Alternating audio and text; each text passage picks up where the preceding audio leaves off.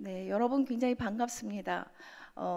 제가 여러분을 뵙기 위해서 기도를 열심히 했습니다.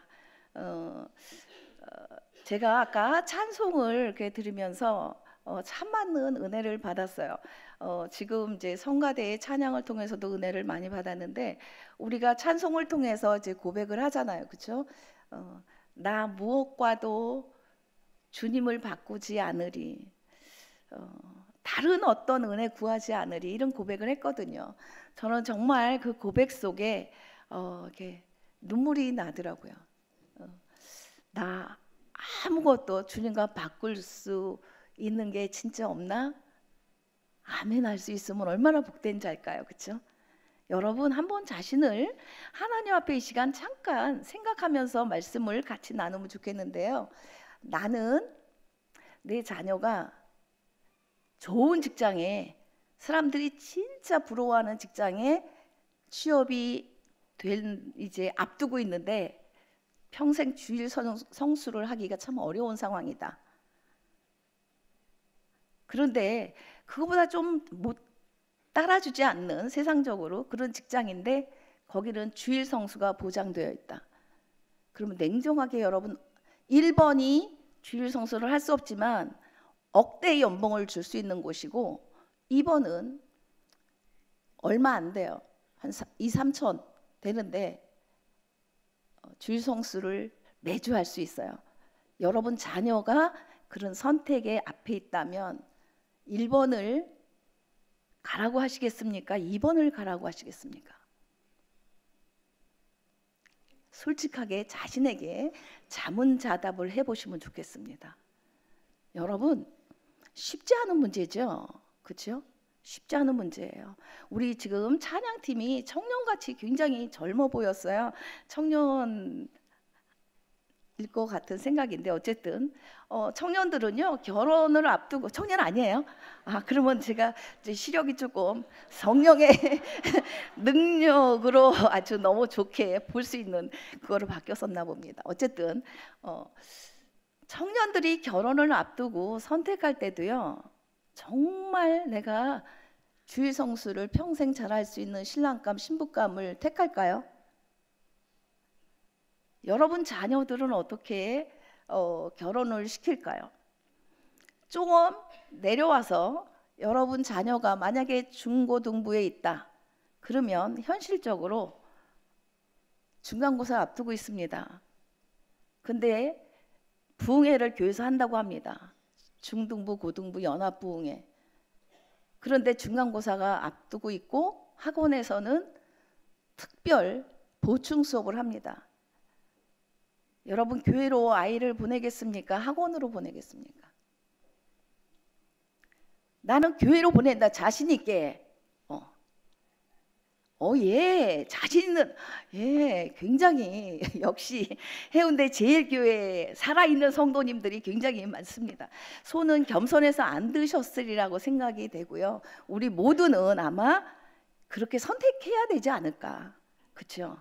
근데 그게 현실에서는 쉽지가 않습니다. 오늘 거기에 대해서 제가 같이 한번 하나님께 기도하면서 준비한 이제 메시지를 나누고 싶은데 제목은요 자녀 교육의 2가지 열쇠입니다.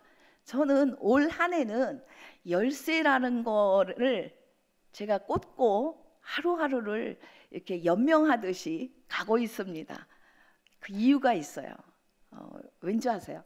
제가 영시 예배, 우리 송구 영신 예배 있잖아요.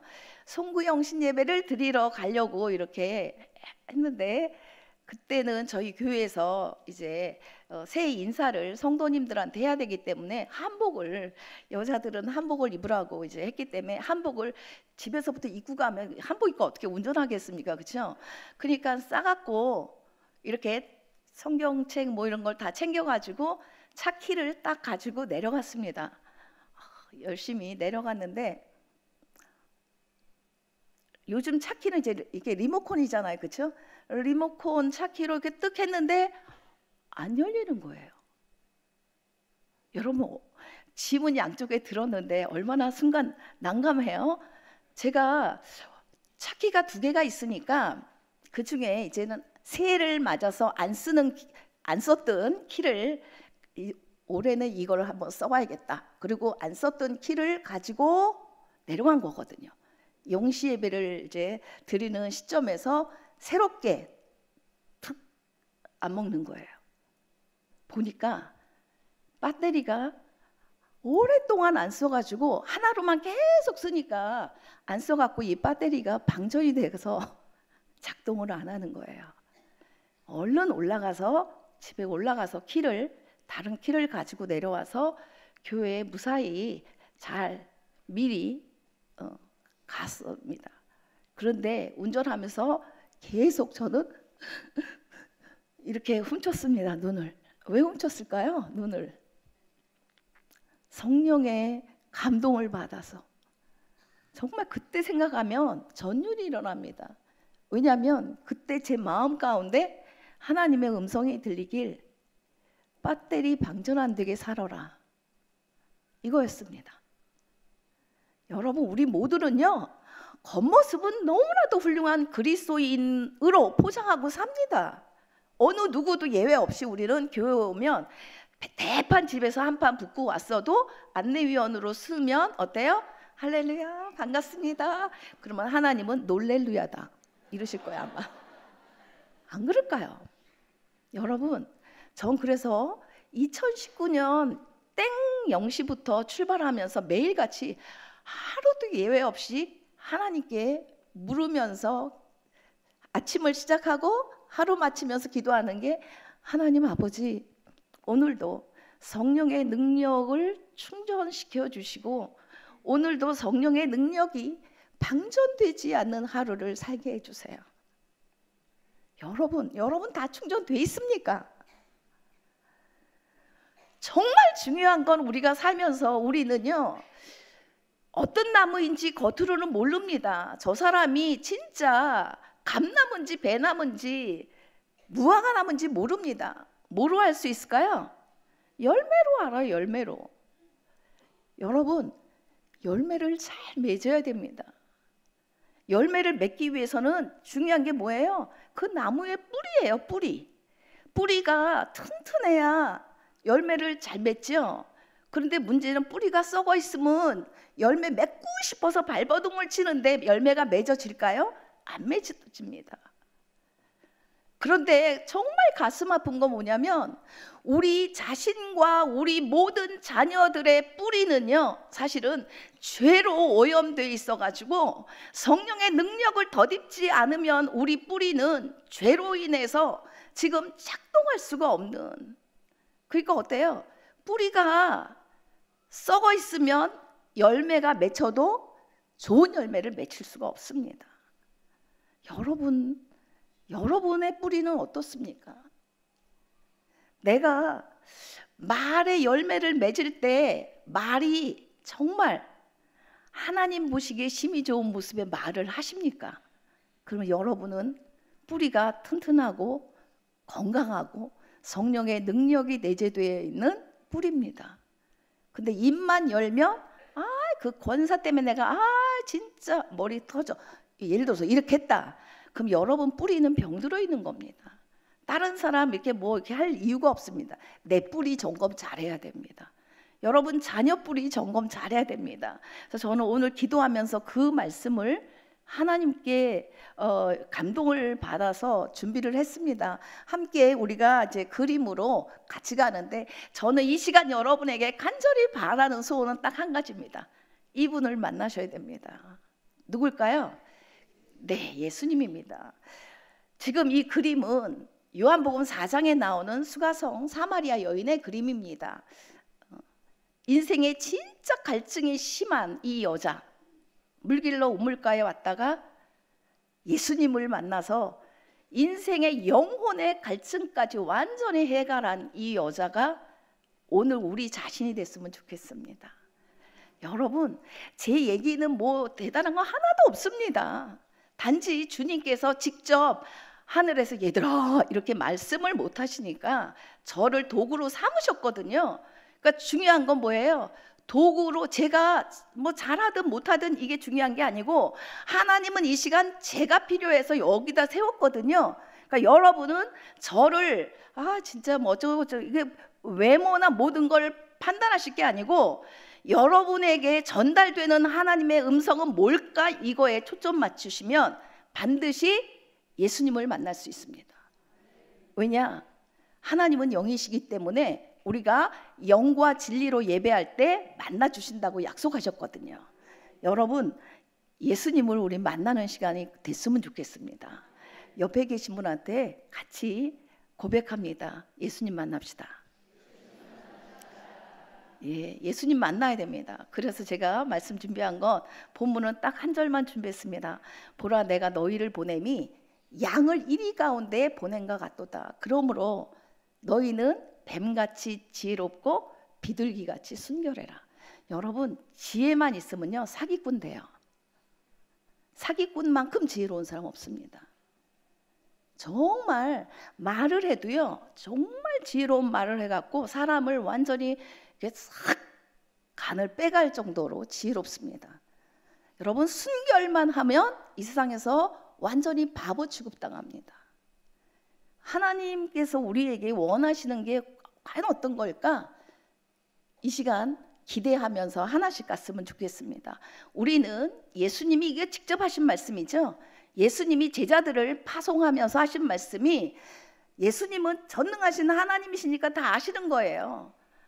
한 시간 뒤에 무슨 일이 일어날지, 니네들이 나가서 어떤 지금 일이 벌어질지 미리 아시잖아요. 그러니까 예수님이 그 딱한 우리의 연약함을 아시기 때문에 하신 말씀이 뭐냐면 너희는 뱀같이 지혜롭고 비둘기같이 순결해라.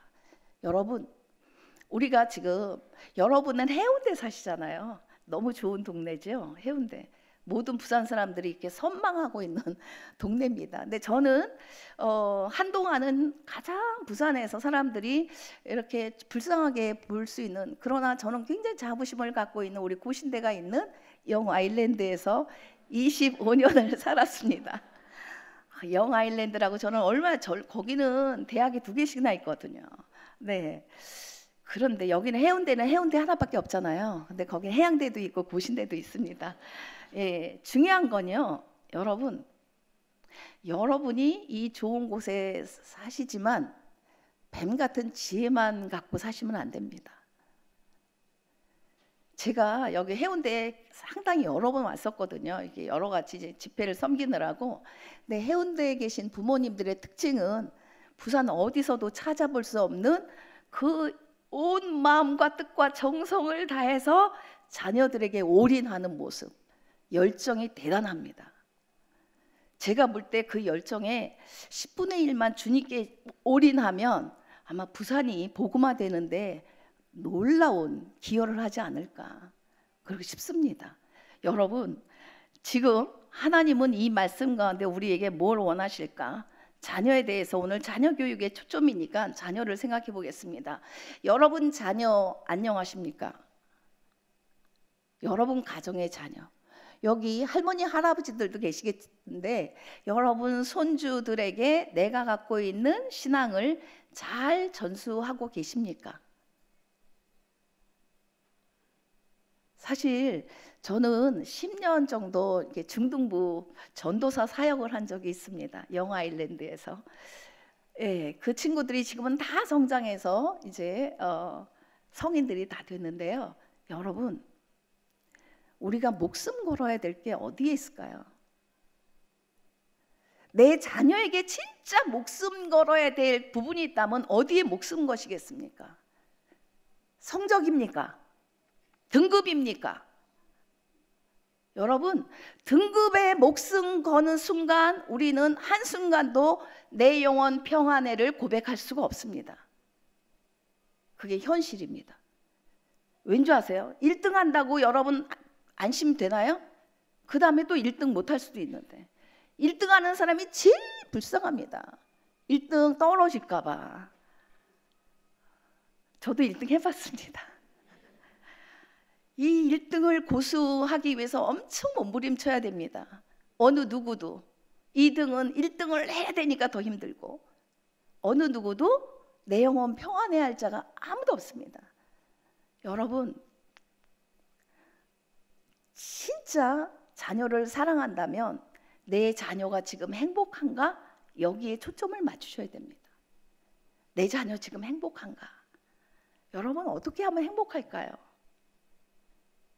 내 자녀가 지금 공부하느라고 너무 힘들었는데 야, 공부 더 해. 했니? 학원 갔다 왔니? 이것만 체크하면 우리 자녀가 행복지수가 올라갈까요? 공부 더 잘할까요? 여러분 공부 진짜 잘할 수 있는 방법을 제가 가르쳐 드릴까요? 여러분 꼭 배우시길 바랍니다. 그 방법은요 아주 간단합니다. 여러분 자녀를 만드신 하나님께 맡기시면 됩니다. 아 진짜예요. 진짜입니다. 정말 확실한 방법입니다. 제가 그거는 보장합니다. 왠지 아세요? 제가 해봤거든요. 진짜. 조금 아까 얘기했듯이 저는 영아일랜드에서 아기를 낳아서 키워서 거기서 애들을 다 대학 보냈거든요. 여러분 보통 그죠? 예수님이 나사렛에 나니까 아유 나사렛에서 뭐 선한 게 나겠어? 나다나엘이 이런 얘기 했죠. 영도에서 뭐 선한 게 나겠어? 해운대면 몰라도 이럴 수 있잖아요. 근데 저는 영도에서 아기 낳아서 키워서 대학을 보냈거든요. 학원 과외 단 한 번도 안 해봤습니다. 그런데요, 저는 진짜 확실한 방법 하나님께 올인했습니다. 주님이 만든 자녀니까 주님 뜻대로 인도해 주세요. 근데 여러분 목욕탕 가면 써 있는 거 있죠? 맡긴 것만 책임집니다. 주인 100 이렇게 돼 있어요. 맡기지 않은 거 내가 예를 들어서 옷장에 넣고 내가 100만 원짜리 수표 10장 옷장에 넣고 들어갔다가 나왔는데 없어졌어. 주인 책임 못 집니다. 그렇잖아요. 근데 주인한테 100만 원짜리 수표 10장 세갖고 주고 난 다음에 제가 사우나 나온 다음에 주세요. 그리고 딱 확인하고 맡겼어요. 그러면 주인이 잘못 간수해서 잃어버렸어요. 그러면 누가 책임져요? 주인이 책임져요. 맡기셔야 됩니다. 누구에게 맡겨요? 절대로 변개치 않으시는 하나님께 맡기면 하나님이 책임지십니다. 여러분 그거 못 믿겠으면 저를 샘플로 보시면 됩니다. 제가 진짜 맡겨서 어떻게 됐는지 아세요? 우리 아이가 영도 유치원 출신으로 컸거든요. 그런데 서울대를 전체 수석 졸업했습니다. 여러분 이 얘기하면 와 이러잖아요. 서울대 별거 아닙니다. 저 솔직히 고신대가 제일 좋은 대학이라고 자부합니다. 아 농담 아닙니다. 왠지 아세요? 고신대는요 영혼을 살리는 대학입니다. 우리 아이들을 행복하게 만드는 대학입니다. 하나님이 그 아이에게 넣어주신 잠재력을 최대한 발휘할 수 있도록 해주는 대학이라서 저는 고신대를 제일 좋은 대학이라고 자부합니다. 여러분 근데 저희 딸은 왜 서울대를 갔냐면 고신대에 과가 없습니다. 저희 딸이 공부하고 싶은 과가 없었습니다.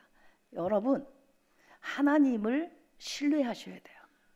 근데 우리는 그냥 생각 속에서는 신뢰가 잘 돼요. 기도할 때 교회에 와서 주여 아버지 막 기도할 때는요 100% 신뢰가 돼. 근데 문제는 교회 문을 딱 나가는 순간에 그 믿음은 전부 교회에다 다시 다 내려놓고 홀가분하게 갑니다.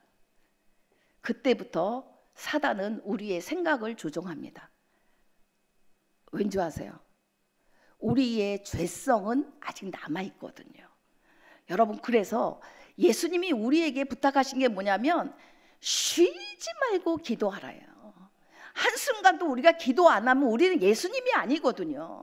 하나님이 아니거든요. 그러니까 우리는 쉬지 않고 기도해야만 됩니다. 내가 기도에 쉬는 순간에 어때요? 방전돼 갖고 아까 제가 처음에 배터리가 방전된 이 리모컨처럼 작동이 안 됩니다. 내가 신앙의 연수가 60년이다 해도 배터리가 방전되면 아무런 능력이 없습니다. 사단은 그걸 너무 잘합니다. 사단은 정말 영적인 존재니까 우리의 연약한 부분을 너무 잘 알아서 틈을 탑니다. 우리 자녀 현실, 여러분 자녀 지금 모습이 교회를 정말 좋아하나요? 아니면 세상을 좋아하나요? 만약에 세상을 더 좋아하는 자녀다 그러면요 여러분 금식하셔야 됩니다. 왠지 아세요? 자녀의 영혼은 한 해 한 해 더 갈수록 하나님께로 돌이킬 수가 없어요. 어릴 때는요, 그나마 부모의 이 권유에 따라서 교회에 와 줍니다. 믿음이 있어서 오는 게 아니라 부모 때문에 와 줍니다. 도장 찍으러 중등부 예배를 드립니다. 전도사님 저 오늘 왔어요. 우리 엄마한테 얘기해 주세요. 이러고 갑니다. 고등부 올라가면 대학 입시 때문에 부모조차도 어때요? 야, 대학 간다며 교회 가. 이렇게 하면 이 자녀를 마귀에게 내주는 겁니다. 그래도 나름 부모님이 신앙에 깊이가 있는 가정에서는 교회부터 가. 예배 먼저 드려. 그러면 얘는 교회 와주고 예배 드려줍니다. 그래도 예의상. 그런데 그러면 고등부를 딱 졸업하고 청년부, 대학부 가면서 어때요? 교회를 떠납니다. 타지로 대학을 가면 다 떠납니다. 왜 떠날까요? 그 안에 예수님을 만난 감격이 없기 때문에 그래요. 나 무엇과도 주님을 바꾸지 않으리, 다른 어떤 은혜를 구하지 않으리, 이런 고백이 없습니다. 여러분 자녀 안녕하십니까? 정말 중요한 겁니다. 세상에 어떤 학교, 어떤 좋은 직장보다 더 중요한 게 뭐냐? 내 자녀가, 우리 가정, 온 가족이 예수님 안에 있느냐, 예수님을 만난 감격의 고백이 있느냐, 이게 제일 중요합니다. 마귀는 우리에게 정말 쓸데없는 선악과를 자꾸만 만들어서 우리에게 목표 삼게 합니다. 돈을 더 벌 수 있는 좋은 직장, 더 좋은 대학, 좀 더 우리가 많이 가지면 좀 더 행복하다라고 착각을 일으키게 만듭니다. 여러분, 좀 더 좋은 대학 가면 여러분 더 행복할 것 같습니까? 돈이 많아서 예를 들어서 100억을 누가 저한테 줬어요. 매일같이 1억씩 쇼핑해야 돼. 매일같이 1억씩 쇼핑을 해야 돼. 그러면 여러분 행복하겠습니까? 1억씩 매일같이 1억을 가서 써야 돼요. 그거 굉장히 신나겠죠. 우리 여자 성도님들은 쇼핑 굉장히 좋아하잖아요. 그렇죠? 백화점 가서 1억씩 맨날. 근데 여러분 1억씩 쓰는 거 처음엔 되게 좋을 겁니다. 그런데 예를 들어 한 달 동안 30억어치를 사왔어요. 명품백. 여자들이 너무 좋아하잖아요. 그렇죠? 저는 아직 한 개도 없습니다. 명품백을 지금 100개를 사왔어요. 예를 들어서 하나에 5천만 원짜리를. 여러분, 이거 100개가 있으면 효용 가치가 높을까요? 별로 효용 가치가 없습니다. 중요한 건 뭐예요? 내가 없을 때 가지려고 막 이렇게 하는 이게 우리에게 기쁨을 주지요. 너무 많으면 거기에 대해서 우리가 만족감이 떨어집니다. 물질이 우리를 만족시켜 주는 건 아닙니다. 여러분, 그래서 예수님이 없는 인생은요, 사실은 모양은 전부 번듯해 보여도 허수아비 같은 인생입니다. 여러분도 진짜 나는 주님과 아무것도 바꾸지 않을 수 있어, 이런 믿음의 고백이 있으면요, 단칸방에 살아도 할렐루야 행복할 수 있습니다. 여러분이 한 끼밖에 먹을 게 없으면 할렐루야, 하나님, 남들은 먹을 게 너무 처덕처덕 많아갖고 다이어트 한다고 돈 들여가면서 힘들어하는데 저에게는 자동 다이어트 할 수 있게 해주셔서 진짜 감사합니다. 그러면 하나님은요, 정말 긍휼하신 은혜로 까마귀를 통해 가지고 진짜 맛있는 음식을 공급해 주실 수 있는 하나님이십니다. 여러분, 여러분의 하루하루는 허수아비 같이 사십니까? 아니면 생명의 능력이 내 안에 넘치는 진짜 예수님 짜리 인생을 사십니까? 고민하셔야 됩니다. 하나님께서 우리에게 자녀를 주시고 부모가 되게 했는데 우리가 살고 있는 이 시대는 과연 어떤 시대인가? 이 시대를 제가 짧게 두 가지로 정리를 한번 해드리겠습니다. 우리가 살고 있는 이 현대 사회의 특징은 첫 번째, 짝퉁과 진품이 공존합니다. 어떤 게 짝퉁이고 어떤 게 진품인지 모르는 시대입니다. 짝퉁이 더 진품 같습니다. 여러분 신앙도 그렇지 않을까요? 내가 짝퉁일 때 오히려 더 진짜처럼 행동할 때가 참 많아요. 여러분 모르겠는데 제가 그렇더라고요. 제가 남편이 이제 연구년으로 잠깐 외국에 이제 나가 있는 기간이 있어가지고 혼자 지내는 시간이 있었거든요. 그런데 이 혼자 지내면서 할 게 없잖아요. 그러니까 깊이 저녁 때마다 하나님께 무릎 꿇고 기도하는 시간을 많이 가졌어요. 왜냐하면 남편이 지금 없으니까 혼자 있잖아요. 그러니까 계속 하나님께 깊이 기도하는데, 기도하면 할수록 제가 너무 짝퉁이고 너무 죄인이라는 게 너무너무 비춰지는 거예요. 내 안엔 정말 쓰레기 같은 이 탐욕, 이런 게 너무 많구나. 근데 기도하면 할수록, 회개하면 할수록 더 많은 거예요. 그래갖고 한날은 남편한테 메일을 쓰면서 그랬어요. 여보, 내가 진짜 죄인인 것 같아. 막 그랬더니 제 남편이 뭐라고 답장이 왔냐면, 내가 없는 동안 뭐 큰 잘못한 거 있어? 이렇게 왔어요. 근데 나중에는 물론 남편이 이제 농담으로 이렇게 한 거를 이제 얘기를 했는데, 예수님을 알아가면 알아갈수록 내가 진짜 짝퉁이구나. 내가 예수님 짤이라는 게 너무 짝퉁이구나. 너무 짝퉁인 거예요. 여러분, 정말 예수님을 우리가 직접 뵌다면 뵐 수가 없을 것 같아요. 제 생각엔. 그래서 하나님은 천국에 사실 우리를 다 초대해서 불러서 우리가 한 번 태어나면서 다 죽게 돼 있잖아요. 죽은 다음에 심판이 있다고 그랬죠. 그런데 하나님이 천국에 우리를 부르실 때, 야, 너는 나한테 잘 보였으니까 너는 1등석, 야, 너는 저 끝에 문가에 있어, 절대 이르지 않을 것 같아요. 하나님은 우리를 다 오라 하는데, 이건 순전히 제 생각입니다. 성경과 무관한 제 생각. 하나님 앞에 갈 때요, 내가 이 땅에 사는 동안에 구원받고 내가 성화가 잘 된 사람은 하나님 가까이 가도 눈이 덜 부신 거예요. 왜냐하면 그만큼 내가 성화가 됐으니까. 근데 이 땅에 살면서 내가 하나님하고는 조금 거리 두고 살았다, 그럼 구원은 받았지만 어때요? 하나님의 영광의 찬란한 빛 앞에 가지 못하니까 스스로 알아서 저기 구석에 갈 것 같아요. 여러분, 그렇지 않을까요? 짝퉁이십니까? 진품이십니까? 옆에 계신 분한테 한번 여쭤보세요. 너무 진지해요.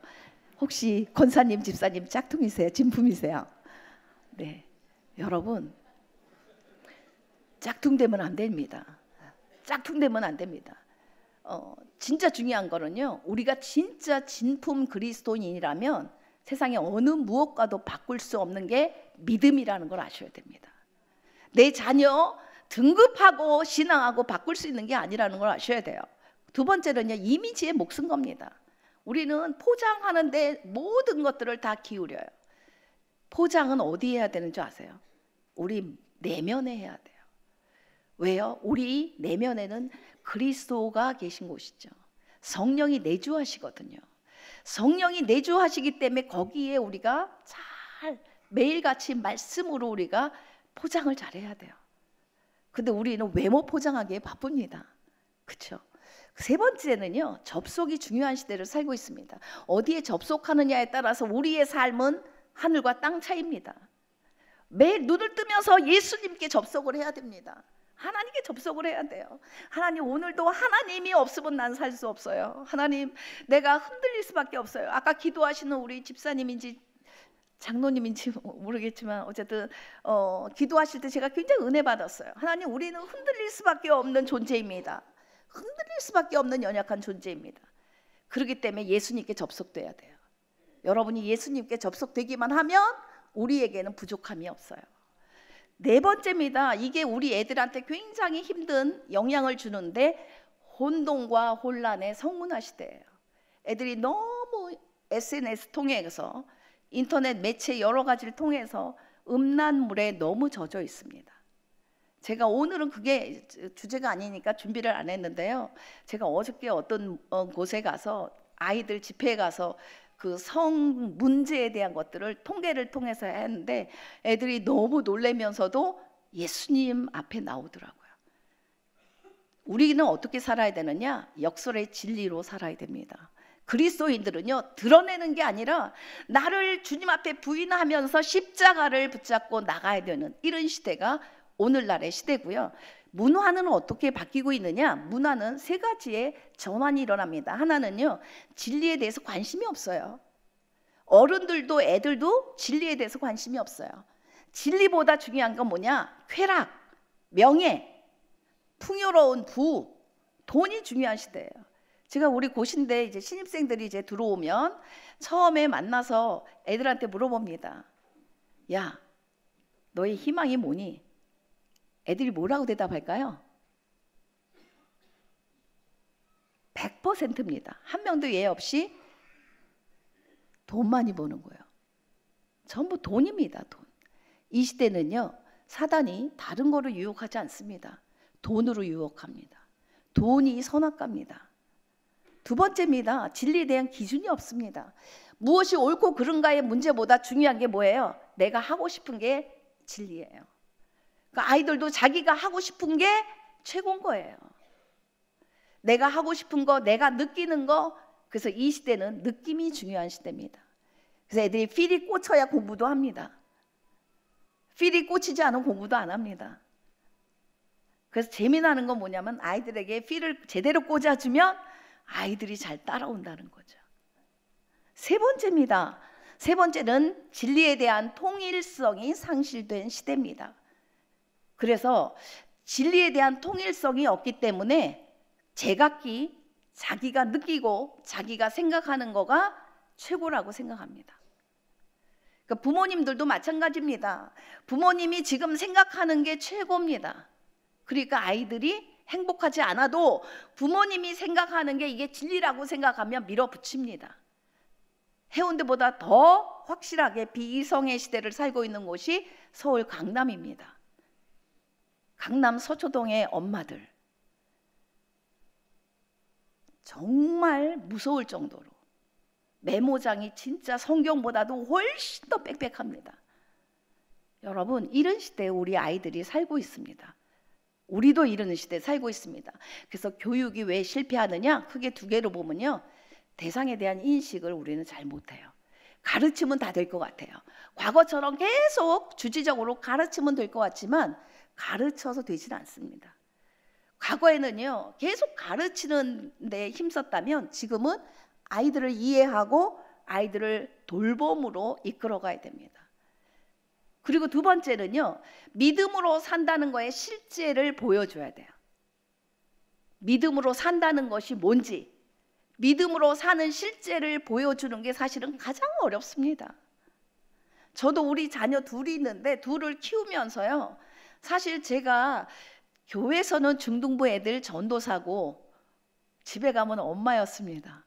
우리 애들이 중등부 있는데 얼마나 힘들었을까요? 여러분, 지금 예를 들어서 중등부 교사 하시는 부모님들 계시죠? 중등부 자기 자녀가 있는데 진짜 이거는 골고다입니다.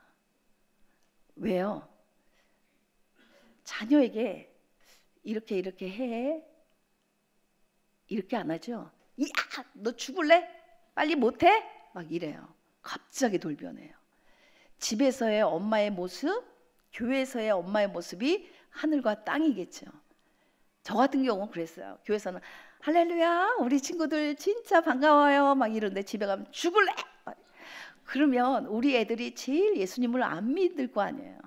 이중인격, 나 진짜 저런 예수는 안 믿어, 이럴 수 있잖아요. 저는 그런 사람이었거든요. 그래서 제가 택한 건 딱 한 가지입니다. 제 힘으로 안 되거든요. 능으로 안 되잖아요. 매일같이 한 자녀에서 1시간씩 2시간 두 자녀니까 무릎 꿇고 하루도 빠짐없이 하나님 앞에 단언했습니다. 하나님, 제 힘으로 안 돼요. 우리 애들 잘 키우고 싶은데, 정말 잘 키우고 싶은데 제 힘으로 안 돼요. 제가 믿음으로 살려고 발버둥은 치는데 우리 가족 안에서는 안 돼요. 그때 제가 깨달은 게 뭔지 아세요? 내 자녀가 아니다. 이 자녀는 내 자녀가 아니다. 하나님의 자녀다. 여러분, 부모님들은요, 얘는 내 자녀 아니다 이러고 키우면 됩니다. 선생님들은 얘는 내 자녀다 이렇게 생각하고 가르치면요 정말 잘 됩니다. 내 자녀라고 생각하는 순간 우리는 욕심이라는 게 들어가요. 그 다음에 이 세상에서 아무 자격증도 안 받고 역할을 할 수 있지만 아주 어려운 게 있다면 뭘까요? 부모 자격입니다. 부모는 자격증이 없죠. 부모 여러분 자격증 받으셨습니까? 운전하려면요, 이거는 살아있는 게 아니지만 운전 면허증이 있어야 됩니다. 근데 우리 자녀는 내 뜻대로 움직여지지 않는데도 우리는 면허증 없이 그냥 부모가 됩니다. 그래서 좌충우돌합니다. 여러분, 하나님이 우리에게 맡겨준 자녀 어떻게 키워야 될까? 지금부터 세부적인 걸 제가 조금 몇 개 짚겠습니다. 바람직한 자녀 이해, 그리고 어떻게 하면 교사로서의 역할, 부모로서의 역할을 잘할 수 있을까? 방법이 뭘까? 핵심은 맡기세요. 누구한테 맡겨야 될까요? 하나님께 맡겨야 돼. 됐다, 이제 확실한 거 맡기는 거다. 맡긴다는 거는요, 내 팽개치는 게 절대 아닙니다. 맡기는 거는요, 내가 관심을 가지고 매일같이 맡긴 거에 대해서 확인해야 됩니다. 그래서 제가 2시간씩 기도한 거예요. 하나님, 맡긴 거 아시죠? 하나님, 제 자녀 하나님께 맡긴 거 아시죠? 누가 책임져요? 하나님이 책임지세요. 나는 매일같이, 우리가 예를 들어서 한번 맡기고 나서 하나님께 맡겼으니까 하나님이 알아서 하실 거고 우리는 땡 이러면요, 쉬지 말고 기도해라 뺐을 거예요. 아마 하나님이 하실 수 있지만 하나님은 우리에게 쉬지 말고 기도하면서 하나님을 향하길 바라시는 겁니다. 하나님을 향해 있을 때 하나님은 우리에게 내 자식에 대한 욕심과 기대감을 내려놓게 만듭니다. 여러분, 우리가 예수님을 믿으면서 가장 행복할 때가 언제인 줄 아세요? 자유함을 누릴 때예요. 요한복음 8장 32절에 예수님이 그렇게 말씀하셨죠. 진리를 알지니 진리가 너희를 자유케 하리라. 참 진리 되신 예수님께 맡기고 그 예수님을 아는 것만큼 우리는 자유할 수 있습니다. 여러분, 나는 그럼 어떤 부모고 어떤 교사일까? 3가지로 한번 빨리 점검해 보세요. 나는 행복한가? 행복한 교사, 행복한 부모일까? 아니면 난 진짜 부모 자격증 취득한 부모일까? 내 안에는 열등감의 상처가 완전히 치유된 이런 부모일까? 여러분, 제가 이걸 왜 썼냐면 열등감이 내 안에 많을수록 자녀에 대한 기대감이 더 커집니다. 쉽게 얘기해서 내가 가방끈이 짧아요. 그러면 나는 자녀에 대해서 가방끈 길게 만들고 싶은 욕망이 엄청나게 불일 듯 일어납니다. 내가 너무 돈 때문에 너무 힘들었어요. 그럼 자녀에게 돈에 대한 열망이 훨씬 높아집니다. 여러분, 내려놓으셔야 돼요. 내려놓지 않으면 우리는 이렇게 힘든 인생을 살 수밖에 없어요. 여러분도 저도 주님께 맡기지 않는 한 우리는 눈물 흘릴 수밖에 없습니다. 그래서 자녀를 실패하지 않으려면 어떻게 되냐? 자녀에 대해서 인식을 잘해야 돼요. 내 자녀는 과연 어떤, 지금 제일 중요한 첫 번째 인식은 뭐냐? 내 자녀는 예수님 짤이 확실한가? 지금 내 자녀가 사고가 나서 만약에 죽는다 해도 내 자녀는 확실하게 천국 갈 자신이 있나? 점검하셔야 됩니다. 우리는 엄청나게 위험한 시대를 살고 있습니다. 여러분이 뉴스에서 보듯이 우리는 언제 어디서 어떻게 죽을지 아무도 모릅니다. 지금 윤창호법이라는 게 제정이 됐잖아요. 그치? 이 해운대에서 사고가 나고 지금 군대 제대를 앞두고 있는 한 청년이, 유망한 청년이 그 자리에서 죽을지 어떻게 합니까? 여러분, 우리는 내일 일을 모르는 인생을 살고 있습니다. 아무도 내일을 우리는 자신할 수 있는 사람이 없습니다. 내 자녀 내가 지킬 수 있는 존재가 아닙니다. 우리는 한계가 있는 존재거든요. 누가 우리를 지켜줘야 될까요? 하나님 앞에 우리가 맡겨야지만 우리는 이 땅에서 하나님 안에서의 자유함을 누릴 수 있습니다. 부모 역할에 대한 모델도 별로 없어요. 어떻게 부모 역할을 해야 되는지 이거에 대한 모델이 없어요. 그러니까 혼란스럽죠. 그러니까 부모님들이 갖는 게 뭐냐? 열심을 갖는 거야. 열심. 내가 그래도 내 자녀를 위해서 목숨 걸고 열심을 내면 되겠지. 그러나 방향이 틀어져 있는 열심은 오히려 아이를 망가뜨립니다. 여러 부모님들, 우리 자녀가 지금 새 학기를 앞두고 있는데 내가 갖고 있는 이 열심이 하나님 보시기에 심히 좋은 열심일까 아닐까? 이 시간 확실하게 점검하시고 하나님 앞에 결단하시길 바랍니다. 그 다음에 행복한 삶을 위해서 우리가 알아야 될 건 뭐냐? 나부터 내가 누구인지 알아야 됩니다. 여러분은 누구십니까? 옛날에 어릴 때 노래 중에 이런 게 당신은 누구십니까? 이런 거 있잖아요. 여러분 누구십니까? 하나님의 자녀라고 확신 있게 말씀할 수 있습니까? 여러분 지금 돌아가신다고 해도 난 천국 갈 자신 있다, 이렇게 확신이 다 있으십니까? 그게 없다면 여러분 다른 것보다도 점검하셔야 됩니다. 점검하셔야 돼요. 저는 매일같이 하나님 앞에 그 점검합니다. 하나님, 제가 구원받은 건 확실하고 천국 가는 건 확실하게 알겠는데 하나님, 제가 진짜 하나님 평가할 때 몇 점쯤 오늘 살았을까요? 10점 만점 5점이 됐을까요? 하나님 3점이 됐나요? 항상 하나님 저울에 함량 미달될까 봐 발발거리고 삽니다. 왜요? 하나님 기쁘시게 하겠다고 맨날 이 소리는 잘하잖아요. 그렇죠? 그렇게 살아야 돼요, 뭐 이런 거. 근데 제일 악한 거는 그렇게 말해놓고 안 살면 제가 제일 악한 거잖아요. 그러면 주님이 저를 보고 질타하실 거잖아요.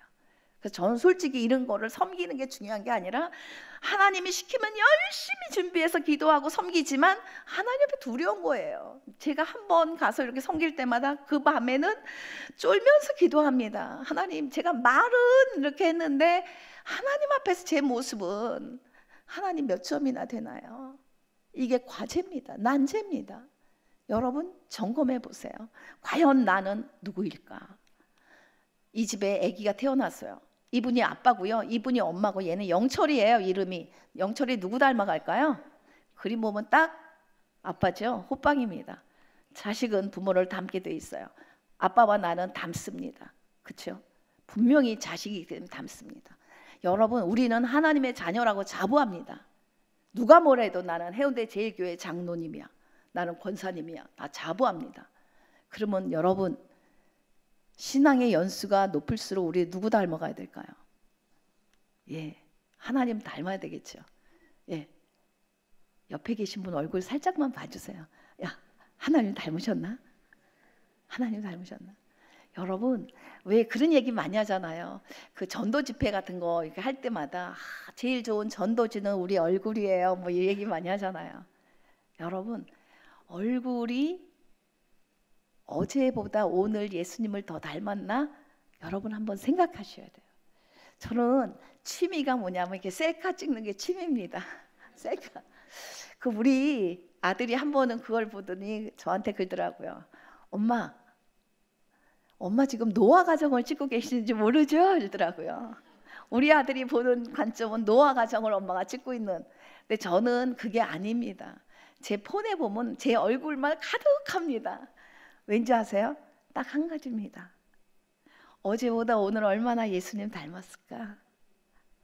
그거 하나입니다.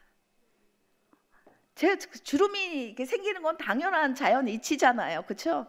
그런데 주름 생기는 거는 두렵지 않고 어제보다 오늘 얼마나 예수님 닮았을까? 다른 사람이 나를 볼 때 지난주보다 이번 주에 얼마나 나를 보면서 하나님의 영광을 볼 수 있을까? 이게 저의 숙제입니다. 여러분 닮으셔야 돼요. 닮아야 돼요. 우리는 천국 가는 그날까지 예수님 닮아야 됩니다. 그렇게 되면요, 이렇게 항상 스마일 할 수가 있어요. 여러분 얼굴 찡그리지 마세요. 왜냐하면 우리 안에 계신 성령님이 우리에게 기쁨이 되시잖아요. 항상 기뻐해라. 항상이에요. 어떤 일 때문에 기쁜 게 아니라 우리는 존재 자체가 우리 안에 성령님이 계시기 때문에 기뻐할 수 있는 거예요. 아무리 우리가 고난 가운데 있다 할지라도, 사방으로 우겨싸임을 당한다 할지라도 쌓이지 않을 수 있는 것 성령께서 내주에 계시기 때문에. 여러분, 그러면 우리는 이런 어린아이처럼 염려 근심 걱정이 없어요. 그래서 여러분 알아야 되는 건, 우리 부모가 화가 나면 자녀는요 부모가 그리는 한 폭의 그림이라는 사실을 알아야 돼요. 부모가 오늘도 대판 부부싸움 한다? 그러면 자녀에게 어두운 색깔의 그림을 그릴 거예요. 부모가 하나님 앞에 함께 예배드리고 찬양하고 기도하면 어때요? 자녀는 밝은 색깔이 그려지겠죠. 그렇다면 여러분은 어떤 그림을 자녀에게 지금 그리고 계실까요? 어떤 그림을?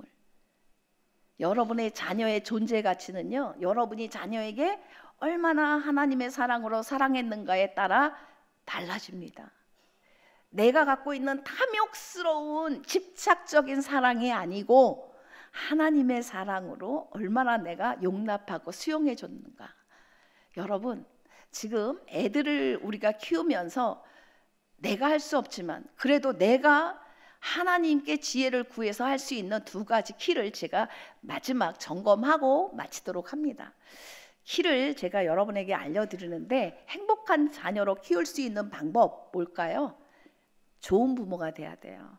내가 좋은 부모, 좋은 교사가 되면 자녀는 행복하게 키울 수 있습니다. 내가 자녀를 양육할 수도 있고 사육할 수도 있습니다. 헐, 무슨 사육 뭐 이럴지 모르는데 요즘 부모님들은요, 양육보다 사육하는 부모님도 참 많습니다. 사육은 뭐냐면 자녀의 영혼에 대해서는 관심이 없고요, 잘 먹이고 좋은 학원 보내고 이건 사육입니다. 양육 아닙니다. 오해하시면 안 됩니다. 여러분은 양육하시는가요? 사육하시나요? 네, 원숭이 여러분 굉장히 예쁘죠?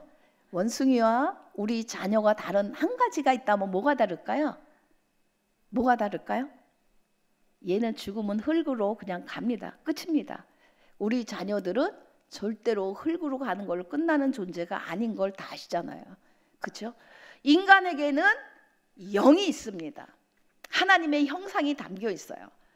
하나님의 형상을 우리는 가지고 있는 영적인 존재이기 때문에 아무리 우리가 육적으로 만족을 해도 만족할 수 없는 존재입니다. 그래서 여러분, 첫 번째 키 제가 말씀드리고 두 번째 키 말씀드리면 마치는데요. 첫 번째 키 뭘까요? 기대하시고 같이 한번 읽어보실까요? 제가 기도하면서 하나님 앞에 첫 번째 키를 뭘 드리고 와야 될까요? 막 발버둥 치면서 지혜를 구했어요. 하나님께서 저에게 깨우쳐 주신 게 첫 번째 키가 바로 전도서 3장 11절 말씀입니다. 같이 합독해 보시겠습니다. 하나님이 모든 것을 지으시되 때를 따라 아름답게 하셨고 또 사람들에게는 영원을 사모하는 마음을 주셨느니라. 여러분, 우리 모두에게는요, 영원을 사모하는 마음이 있습니다.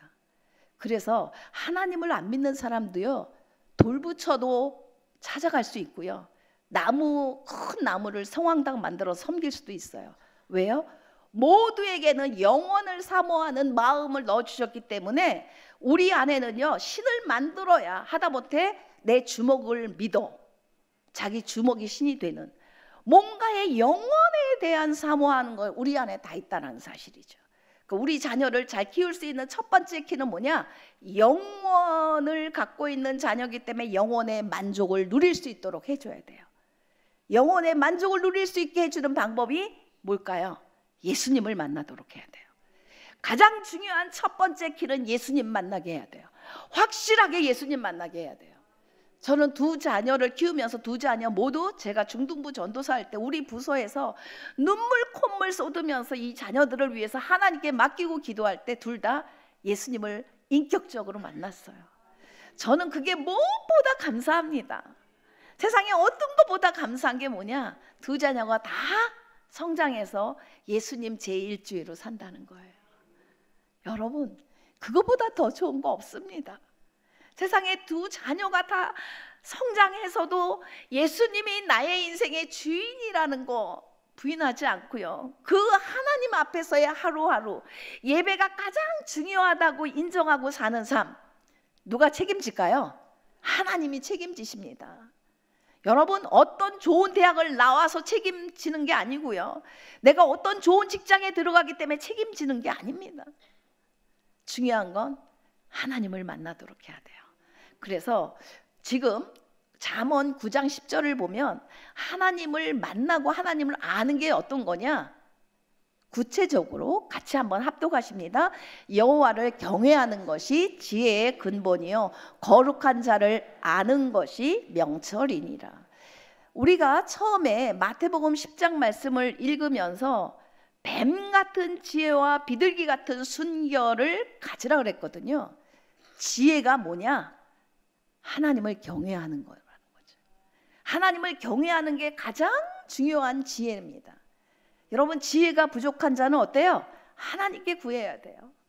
너희가 지혜가 부족하느냐? 모든 사람에게 후히 주시고 꾸짖지 아니하시는 하나님께 구하라. 그리하면 주시리라.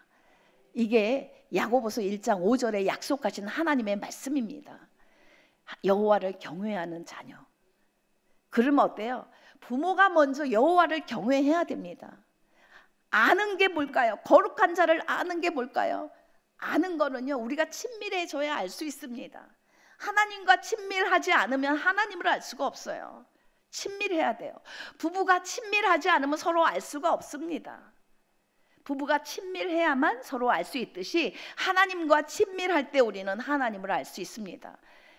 두 번째, 우리가 이사야 8장 13절, 이 말씀은 제가 어저께 제가 기도하다가 하나님께서 생각나게 해주셔서 바꾼 거거든요. 넣었어요. 여기다가. 왜 이거를 넣느냐? 이 시대에 가장 우리가 문제가 뭐냐면 하나님을 거룩하다 안 하고요, 두려워 안 하는 거예요. 하나님 알기를 우습게 알아요. 여러분, 반드시 우리가 알아야 되는 건, 하나님을 우습게 알면 하나님 우리를 우습게 압니다.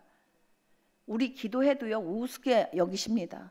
그런데 하나님을 두려워하고 하나님을 무서워할 자로 우리가 경외하면 하나님은 우리의 모든 기도 제목을 우선적으로 들어 응답하신다는 거죠. 여러분, 같이 한번 읽어보시겠습니다. 만군의 여호와 그를 너희가 거룩하다 하고 그를 너희가 두려워하며 무서워할 자로 삼으라. 예.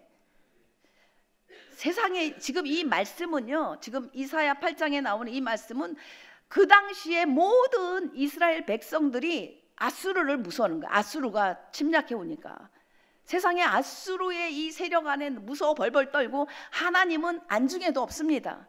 그때 하나님이 이사야 선지자를 통해서 하신 말씀이 너희가 아수르를 무서워할 게 아니라 거룩하신 하나님을 무서워해야 된다. 여러분, 이건 오늘날 우리에게 주신 엄청난 말씀입니다. 우리가 사실 두려워하는 게 뭡니까? 우리 자녀의 성적입니다. 남편의 월급 봉투입니다. 얼마나 우리가 지금 이 세상을 살면서 현대의 세상에서는 사단이 여러 가지로 우리를 흔드는지 모릅니다. 이때 우리 자녀의 성적 때문에 두려워할 게 아니고요, 오르고 내림 때문에 우리가 슬퍼하고 일희일비할 게 아니고 여호와 하나님을 두려워할 수 있어야 돼요. 여호와 하나님을 두려워할 수 있는 믿음으로 산다면 어때요? 우리가 기도를 쉬는 죄를 범하면 안 됩니다. 자녀를 위해서, 나라를 위해서, 교회를 위해서 기도 쉬는 죄를 범하면 안 됩니다. 왜요? 하나님을 두려워하기 때문에. 하나님은 우리가 우습게 여기는 것만큼 우리는 환난과 고통 속에서 헤맬 수밖에 없습니다. 여러분, 두 번째 키 제가 알려드리겠습니다. 두 번째 키는요, 우리가 지혜롭고 순결해라 그랬잖아요. 순결은 뭐냐? 여호와의 교훈은 정직하고 마음을 기쁘게 하고 여호와의 계명은 순결하여 눈을 밝게 하도다. 이 말씀에서 우리에게 깨우쳐 주는 거 뭐냐? 하나님의 말씀만큼 우리를 아주 순결하게 만들 수 있는 게 아무것도 없다는 거예요. 하나님 말씀의 거울에 비춰볼 때만 우리가 순결해질 수가 있어요. 세상 어떤 것도 우리가 순결할 수 있는 게 없습니다. 여러분, 우리 자녀와 더불어 뭐 해야 되느냐? 이겁니다. 바로 하나님 말씀을 가까이 하셔야 돼요. 자녀에게 다른 공부하기 전에 하나님 말씀을 읽을 수 있는 훈련시켜야 됩니다. 부모가 큐티하는 것을 자녀에게 보여주셔야 됩니다. 여러분이 하나님 말씀을 즐겁게 읽고 묵상하는 걸 자녀가 볼 수 있어야 됩니다. 여러분, 자녀 앞에서 얼마나 묵상하는 것을 보여주고 사십니까? 부모가 가능하면, 요즘엔 너무들 바빠서 함께 가정예배 드리는 것도 너무 어려운데 가정예배 함께 못 드리면 자녀가 혹시라도 폰을 사용하고 있으면 매일같이 아빠들은 말씀 한 구절씩 자녀에게 보내줘야 됩니다. 여러분, 아빠 여러분, 매일같이 자녀가 핸드폰 갖고 있는 자녀라면 다른 것보다 말씀 한 구절씩, 아빠가 큐티한 말씀, 아빠가 못하는 가정은 엄마가 하셔야 됩니다. 엄마가 큐티한 말씀을 자녀에게 넣어줘야 됩니다. 이 자녀가 읽든 안 읽든 무조건 엄마가 아빠가 보낸 말씀에는 반응해라. 아멘 아멘. 하트 날려. 이렇게 해줘야 돼요. 아 정말이요. 여러분, 낙수 한 방울에도 어때요? 바위가 깨질 수 있습니다. 우리 자녀가 지금 그냥 읽지 않는다고 해도요, 성령께서 역사하셔서 이 자녀가 힘들고 속상하고 친구들한테 왕따 당하고 이런 순간에는 보게 돼 있어요. 그 한순간 걸리면 이 자녀는 완전히 예수님 짜리가 될 수 있습니다. 중요한 건 기회입니다. 우리는 그 기회를 만들기 위해서 계속 노력해야 됩니다. 말씀, 기도. 자녀들이 처음부터 할렐루야 엄마 제가 말씀 읽을게, 제가 큐티 먼저 하고 공부할게요, 이런 자녀는 단 한 명도 없습니다. 훈련이 돼야 됩니다. 훈련이. 그러니까 부모님이 계속 자녀를 위해서 기도하면서 본을 보이신다 하면 어때요? 자녀가 할 수 있도록. 여러분, 애들이 왜 공부를 싫어하는 줄 아세요? 공부 싫어하는 이유 가르쳐 드릴게요. 공부를 못해서 그래요. 공부 못하는 애들은 공부 싫어합니다. 근데 공부 잘하는 애들은 공부 좋아할까요? 싫어할까요? 좋아해요. 싫어하는 이유는 못해서 그래요. 잘하는 애들은요, 공부 좋아해요. 컴퓨터 게임 잘하면 어때요? 좋아합니다. 근데 컴퓨터 게임 못하는 애한테 컴퓨터 게임 3시간만 해라 그러면 어때요? 싫어합니다. 왜요? 못하거든요. 잘할 수 있도록 도와주셔야 됩니다. 그래서 여러분, 우리 이제 결론으로 제가 마무리하는데, 제일 중요한 건 우리 마음 가운데 있는 죄의 점을 빼야 됩니다. 제가 죄의 점을 빼는 걸 숫자로 말씀드리고 이제 마무리할 텐데요. 5와 4.5가 있어요. 4.5는 열등감에 이 죄의 점이 항상 힘들게 만듭니다. 5를 부러워해요. 저만큼 성적이 오르면 좋겠는데, 우리 애가 이만큼 등급이 오르면 좋겠는데, 남편의 연봉이 이렇게 오르면 좋겠는데, 계속 좋겠는 대로 갑니다. 그런데 하나님을 의지하고 기도하면서 이 죄의 점을 빼주세요. 열등감의 점 좀 빼주세요. 성령께서 역사를 일으켜갖고 레이저 시술했습니다. 점 뺐습니다. 얼마가 될까요? 45가 됩니다. 그렇죠? 45가 되면 이전 것은 지나갔으니 보라 새 것이 되었도다. 이게 됩니다. 여러분, 5와 4.5 이거는요, 우리의 그리스도인들의 삶입니다. 널뛰게 하는 겁니다. 기도 안 하면 죽겠다 아이고 이러고요, 기도하고 성령 충만해지면 45가 되는 거예요. 맨날 같이 45가 영원히 45 아닙니다. 또 시험에 들면 또 그새 또 4.5 아이고 이렇게 되고요.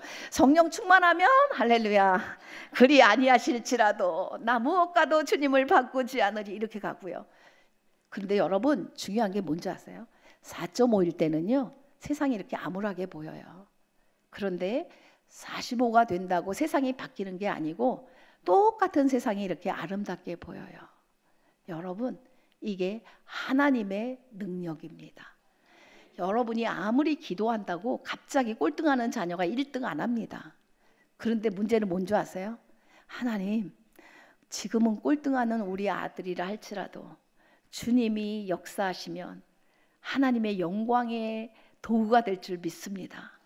그러면 하나님이 어느 날 갑자기 뒤돌아 이렇게 됩니다. 뒤돌아 하면 어때요? 할렐루야입니다 진짜. 그러면 꼴찌가 1등이 될 수도 있습니다. 여러분, 제 아들이 그렇게 역사를 이루었습니다. 진짜입니다. 받아쓰기 10점 인생에서 지금 완전히 하나님께서 뒤돌아 해서 과학자의 길을 걷고 있습니다. 여러분, 하나님을 신뢰하세요. 하나님 신뢰하세요. 자녀에게 줄 수 있는 가장 중요한 선물 하나 여러분에게 말씀드리고 마칠 텐데요. 가장 최고의 선물은 뭘까요?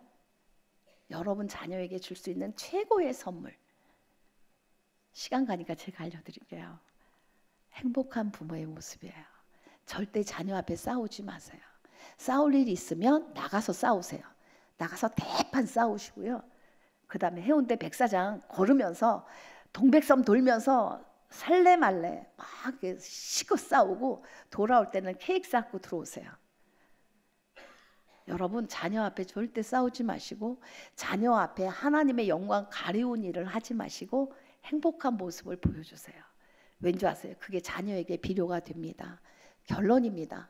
좋은 부모는요, 하나님께 맡길 때 가능해요. 그리고 주님과 동행하는 나의 모습을 자녀에게 보여줄 때 롤 모델이 잘 될 수 있습니다.